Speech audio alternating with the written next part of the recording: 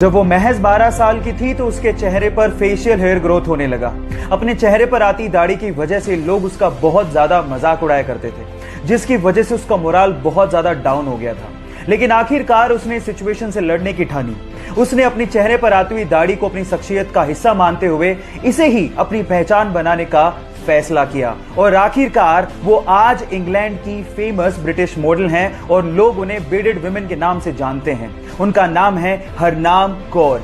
Guys, लोग आपके बारे में क्या सोचते हैं ये आप लोग ही तय करते हैं, इसलिए आप जैसे भी हैं रिस्पेक्ट योरसेल्फ। मध्य प्रदेश के मंदसौर के रहने वाले नाहरू खान जी, जो कि सिर्फ दूसरी क्लास तक पढ़े हुए हैं, उन्होंने बिना किसी ट्रेनिंग के 3 दिन के अंदर फुल बॉडी सैनिटाइज करने वाली ऑटोमेटिक सैनिटाइजर मशीन बना डाली।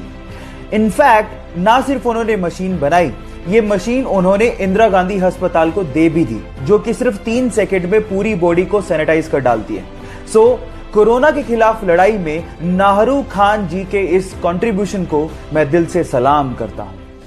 बहुत दिन हो गए ना घर पे रहते, शायद इस 4 दीवारी में आप लोगों को घुटन महसूस हो रही होगी, लेकिन फिर भी हमें इस देश के लिए और हमारे फ्यूचर के लिए घर पे रहना है। चलिए आपकी घुटन को मुस्कुराहट में बदल देता हूं। एक गाना आप लोगों को रेकमेंड करता हूं, जरूर देखना। गाने का नाम है मुस्कुराएगा इंडिया, जिसे विशाल मिश्रा ने अपनी खूबसूरत आवाज में गाया है।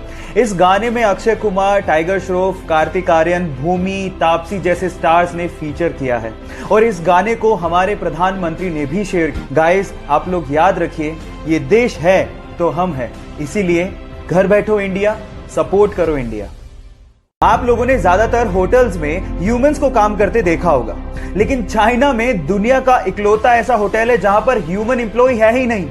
तो वहां काम कैसे होता है? वहां काम होता है रोबोट्स के द्वारा, छोटे से लेके बड़े काम तक, रिसेप्शन से लेके रसोई में खाना बनाने तक और उसे परोसने से लेके सफाई तक का काम रोबोट करते हैं। और इन सारे रोबोट्स को एक सेंट्रल कंप्यूटर कंट्रोल करता है। वहां पर रूम को खोलने के लिए फेस लॉकिंग सिस्टम लगा हुआ है।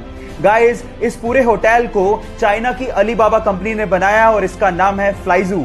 ऐसी टेक्नोलॉजी, ओह माय गॉड, मैंने तो पहले कभी नहीं देखी। मुंबई की सड़क पर एक कुत्ते का किसी कार से एक्सीडेंट हो गया, तो वहां पर मौजूद शांतनु नायडू नामक एक लड़के ने इन स्ट्रीट डॉग्स के लिए कुछ करने की सोची। उसने दिमाग लगाया कि क्यों ना इन स्ट्रीट डॉग्स के गले में एक चमकदार कॉलर डाल दिया जाए, जिससे ड्राइवर को दूर से ही ये दिख जाए ताकि इनकी जान को बचाया जा सके। और उसने मुंबई में गली मोहल्लों में जाके सभी स्ट्रीट डॉग्स के गले में ये चमकदार कॉलर डाला भी।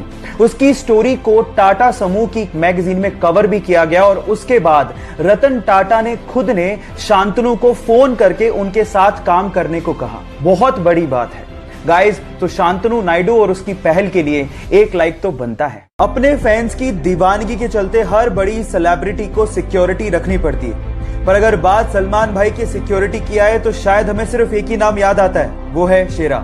गाइस, बॉलीवुड में शेरा सबसे फेमस बॉडीगार्ड्स में से एक है। सूत्रों के अनुसार वो पूरे साल भर के 2 करोड़ रुपए चार्ज करते हैं। लेकिन यहां पर बात प्रोफेशनलिज्म से थोड़ी अलग है।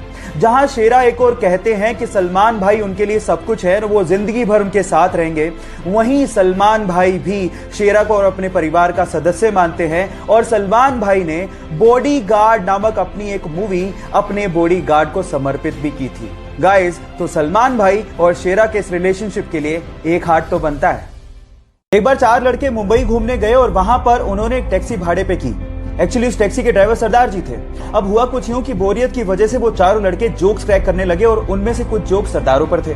जब भी वो सरदारों वाले जोक्स क्रैक करते, सरदार जी को बड़े ध्यान से देखते, लेकिन सरदार जी कोई रिएक्शन दे ही नहीं रहे थे। जब पूरा दिन खत्म हो गया तो उतरते वक्त उन चारों लड़कों ने सरदार जी को कहा कि हमने सरदारों पर इतने जोक्स क्रैक किए, आपको बुरा क्यों नहीं लगा? तो उन्होंने तब भी कोई जवाब नहीं दिया और 100 रुपए देते हुए कहा कि अगर तुम्हें पूरी मुंबई में कोई सरदार भिखारी मिल जाए तो उसे मेरी तरफ से 100 रुपए दान कर देना। वो चारों लड़के पूरे दिन मुंबई घूमते रहे, लेकिन उन्हें कहीं सरदार भिखारी दिखाई नहीं। तब उन्हें समझ में आ गया कि हम मजाक जरूर उड़ाते हैं, लेकिन इससे मेहनती लोग होते भी नहीं हैं। गाइस, इन सरदारों के लिए 1 हार्ट तो बनता है।